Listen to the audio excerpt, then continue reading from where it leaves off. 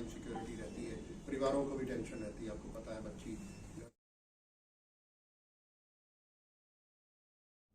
और महिलाओं के खिलाफ जो अपराध होते हैं उनको महिला सुरक्षा पे कैसे उसको और बेहतर करें। या बहुत लाखों महिलाएं हैं जो घर से बाहर जाती हैं, वर्क प्लेस पे काम करती हैं, या एजुकेशन बच्चे हैं पढ़ते हैं, यूनिवर्सिटीज़ में पढ़ती हैं लड़कियां, तो वो अपने आप को सुरक्षित महसूस करें।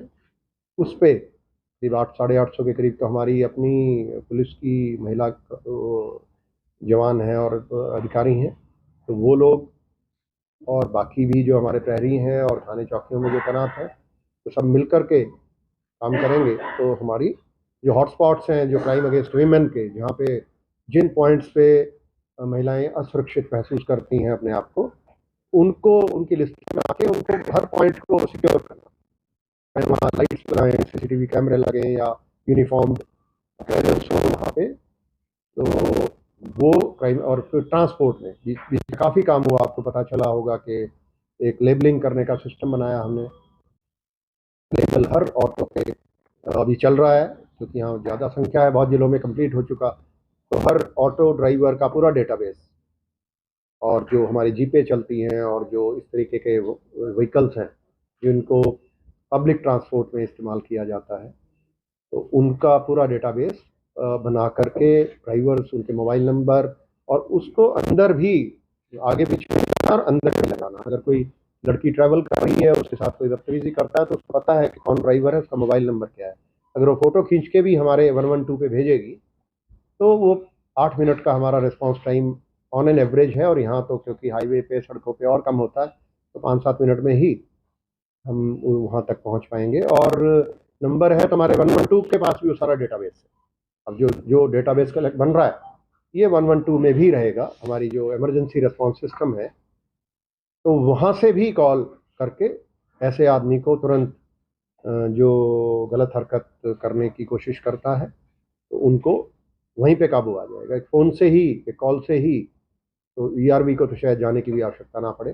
तो वो एक महिला सुरक्षा में, जो ट्रांसपोर्ट में घर से वर्क प्लेस और वापस आने में जो महिलाओं को दिक्कतें होती हैं सुरक्षा से जुड़ी हुई, उसमें एक ये मेजर इशू है। ट्रांसपोर्ट का में थोड़ा इनसिक्योरिटी रहती है, परिवारों को भी टेंशन रहती है। आपको पता है बच्ची घर से बाहर, महिला जब बच्ची लड़कियां या लेडीज जाती हैं तो थोड़ा परिवार को एक चिंता होती है।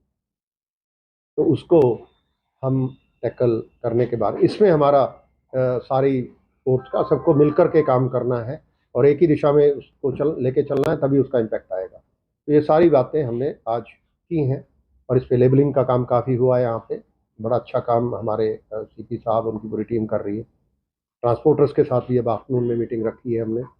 और इसके अलावा एक हमारा फीडबैक का सिस्टम है, आपको पता होगा, वो पिछली मीटिंग में आया था, पूरी स्टेट में हमने शुरू किया। अब हर कंप्लेनेंट जो भी आता है थाने चौकी में, या कोई भी किसी भी माध्यम से हर समय पे कोई कंप्लेंट करता है, या सीएम विंडो से या होम मिनिस्टर साहब को कंप्लेंट्स आती हैं, तो वो जब थाने चौकी में आके जब जांच होती है, तो उसका 1 हफ्ते के बाद उसको कॉल करके, फीडबैक सेल सबने बना लिए हैं अपनी, वो कॉल रिकॉर्डिंग भी करते हैं और उसकी सेटिस्फेक्शन के बारे में पूछा जाता है कि आप सेटिस्फाइड हैं या नहीं पुलिस एक्शन से। और मुझे खुशी है कि कंसिस्टेंटली गुड़गांव कमिश्नरेट में सेटिस्फेक्शन रेट ऑलमोस्ट 79-80% आती है। आपको पता है कि पुलिस में 2 पार्टियां होती हैं तो 100% नहीं हो सकती सेटिस्फेक्शन, कई बार गलत किस्म के लोग भी आ जाते हैं, पर मेजॉरिटी तो अच्छी है। मेजॉरिटी तो सज्जन लोग हैं, शरीफ लोग हैं समाज में। वो जब आते हैं तो 80% अगर ये कह रहे हैं कि वो सेटिस्फाइड है तो अच्छी बात है। तो एक अच्छा स्कोर है और जनरली सभी जिलों में ये अच्छा स्कोर आ रहा है। और कुछ जिले थे जो पीछे थे, नू में समस्या थी, पर अब नू का भी मुझे खुशी है कि अब वो 70% से क्रॉस कर गया। हम क्यूमुलेटिव लेते हैं, पिछले 30 दिन का एवरेज लेते हैं, और वो पिछला जैसे ही एक नया दिन आता है तो 30वां दिन निकल जाता है, तो वो रोलिंग एवरेज है 30 दिन की।